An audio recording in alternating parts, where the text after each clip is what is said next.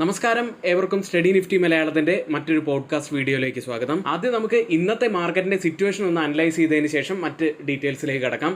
7 ദിവസത്തെ നേട്ടത്തിന് ശേഷം ഇന്ന് ഇന്ത്യൻ വിപണി ഇടിയുകയുണ്ടായി. നിഫ്റ്റി 24,300 താഴെയായിട്ട് ക്ലോസ് ചെയ്തു. സെൻസെക്സ് 315 പോയിന്റ്സ് ഇടിഞ്ഞു.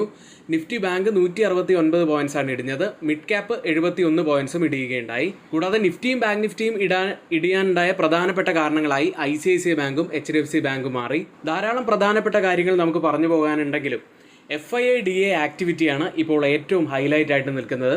പ്രത്യേകിച്ച് FISന്റെ ആ ഒരു ബൈയിങ് തന്നെയാണ് ഇപ്പോൾ ഏറ്റവും വലിയൊരു സവിശേഷതയായിട്ട് വന്നിരിക്കുന്നത്. ആ ഒരു കാര്യത്തെക്കുറിച്ച് തന്നെയാണ് നമ്മൾ ഇന്ന് ഈ വീഡിയോയിൽ സംസാരിക്കാൻ പോകുന്നത്.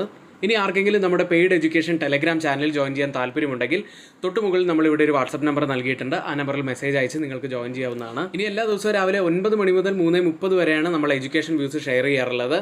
അതിൻ്റെ അപ്ഡേറ്റുകൾ നമ്മൾ നമ്മുടെ വാട്സപ്പ് ഗ്രൂപ്പിൽ നൽകാറുണ്ട്. അത്തരത്തിൽ ആർക്കെങ്കിലും നമ്മുടെ വാട്സപ്പ് ഗ്രൂപ്പിൽ ജോയിൻ ചെയ്യാൻ താല്പര്യമുണ്ടെങ്കിൽ കമൻറ്റ് ബോക്സിൽ നമ്മൾ അതിൻ്റെ ലിങ്ക് പിൻ ചെയ്തിട്ടുണ്ട്. എല്ലാ അപ്ഡേറ്റുകളും നിങ്ങൾക്ക് അവിടെ നിന്ന് ലഭിക്കുന്നതാണ്. വളരെ പെട്ടെന്ന് തന്നെ എല്ലാവരും നിങ്ങളുടെ സീറ്റുകൾ ബുക്ക് ചെയ്യാൻ ശ്രമിക്കുക. വെറും 799 രൂപ മാത്രമാണ് ഒരു മാസത്തേക്ക് ഫീസായിട്ട് വരുന്നത്. ഇനി ഈ വീഡിയോയ്ക്ക് ലൈക്ക് ചെയ്യാൻ മറക്കരുത്. ഇപ്പോൾ തന്നെ ഒന്ന് ലൈക്ക് ചെയ്യുക. സബ്സ്ക്രൈബ് ചെയ്യാൻ മറന്നു പോയിട്ടുണ്ടെങ്കിൽ ദയവ് ചെയ്ത് ചാനൽ കൂടി ഒന്ന് സബ്സ്ക്രൈബ് ചെയ്യുക. ഇനി ഫോറിൻ ഇൻസ്റ്റിറ്റ്യൂഷൻ ഇൻവെസ്റ്റേഴ്സിൻ്റെ ക്യാഷ് മാർക്കറ്റിലെ ഒരു ആക്ടിവിറ്റി പരിശോധിക്കുകയാണെങ്കിൽ കഴിഞ്ഞ 6 ദിവസമായിട്ട് അവർ കനത്ത ബൈയിങ്ങിൽ തന്നെയാണ്. അതായത് കഴിഞ്ഞ 6 ദിവസമായിട്ട് 21,263 കോടി രൂപയുടെ ഒരു ബൈയിങ് ആണ് ഇന്ത്യൻ മാർക്കറ്റിൽ നടത്തിയിരിക്കുന്നത്. ഇനി അടുത്തതായിട്ട് നമ്മൾ നോക്കാൻ പോകുന്നത് 2025 സാമ്പത്തിക വർഷത്തിൻ്റെ 4ാം പാദത്തിൽ ഫോറിൻ പോർട്ട്ഫോളിയോ ഇൻവെസ്റ്റേഴ്സിൻ്റെ ഒരു ആക്ടിവിറ്റിയാണ്. അതായത് 39 നിഫ്റ്റി കമ്പനികളിലെ ഓഹരികൾ ഫോറിൻ പോർട്ട്ഫോളിയോ ഇൻവെസ്റ്റേഴ്സ് കുറച്ചിട്ടുണ്ട്.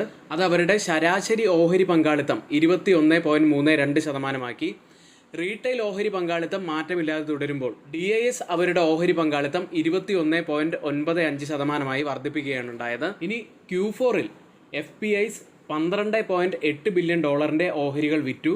അതേസമയം DIS 1.89 ലക്ഷം കോടി രൂപയുടെ ഓഹരികൾ വാങ്ങുകയാണ് ഉണ്ടായത്. ഇനി പറയാൻ പോകുന്ന കണക്ക് അങ്ങേയറ്റം ശ്രദ്ധിക്കേണ്ടതാണ്. FPIs വിൽപ്പന നടത്തിയ സ്റ്റോക്കുകളെ കുറിച്ചാണ് ഇനി പറയുന്നത്. അതായത് Q4-ൽ വിൽപ്പന നടത്തിയ സ്റ്റോക്കുകളെ കുറിച്ച്. ആദ്യം ജിയോ ഫിനാൻഷ്യൽ സർവീസസ് ആണ്. 3.95% സെല്ലിംഗ് ആണ് അവർ ജിയോ ഫിനാൻഷ്യൽ സർവീസിൽ നടത്തിയിരിക്കുന്നത്. ആക്സിസ് ബാങ്കിൽ 3%, എറ്റേണലിൽ 2.92%, അപ്പോളോ ഹോസ്പിറ്റലിൽ 2.53% കുറവും, ട്രെൻഡിൽ 2.02% ഒരു കുറവുമാണ് FPIs സെല്ല് ചെയ്തിരിക്കുന്നത്. ഇനി ഫോറിൻ പോർട്ട്ഫോളിയോ ഇൻവെസ്റ്റേഴ്സ് ബൈ ചെയ്ത സ്റ്റോക്കുകൾ Q4-ൽ വരുന്നത് ഇൻഡസിൻഡ് ബാങ്കാണ്. 5.24% ഒരു വർധനവാണ് അവർ ഇൻഡസിൻഡ് ബാങ്കിൽ വരുത്തിയിരിക്കുന്നത്. മറ്റ് സ്റ്റോക്കുകൾ നോക്കുകയാണെങ്കിൽ ഭാരതി എയർടെൽ 1.15%, ബജാജ് ഫിനാൻസിൽ 1.14%, വിപ്രോയിൽ 0.55% വർധനവുമാണ് വരുത്തിയിരിക്കുന്നത്. ഇതേ സമയം DIS സെല്ല് ചെയ്ത സ്റ്റോക്കുകൾ നോക്കുകയാണെങ്കിൽ IndusInd bank, Bajaj finance, Shriram finance, Wipro, Infosys തുടങ്ങിയവയാണ്. DIS ബൈ ചെയ്ത സ്റ്റോക്കുകൾ Eternal 3.94%, Axis bank 3.48%, Tata consumer 2.47%, Apollo hospital 2.31%, Trent 2%-നോടടുത്ത്. ഇനി ഈ ഫോറിൻ പോർട്ട്ഫോളിയോ ഇൻവെസ്റ്റേഴ്സിൻ്റെ ആക്ടിവിറ്റി പരിശോധിക്കുകയാണെങ്കിൽ ഈ FPIs IT മേഖല വിട്ട് മറ്റ് മേഖലകളിലേക്ക് ചേക്കേറിയിരിക്കുന്നു. പ്രത്യേകിച്ച് ആ മേഖലകൾ നോക്കുകയാണെങ്കിൽ ബാങ്കിങ്, ടെലികോം, FMCG തുടങ്ങിയ മേഖലകളിലേക്കാണ് അവർ അവരുടെ ഫോക്കസ് ഷിഫ്റ്റ് ചെയ്തിരിക്കുന്നത്.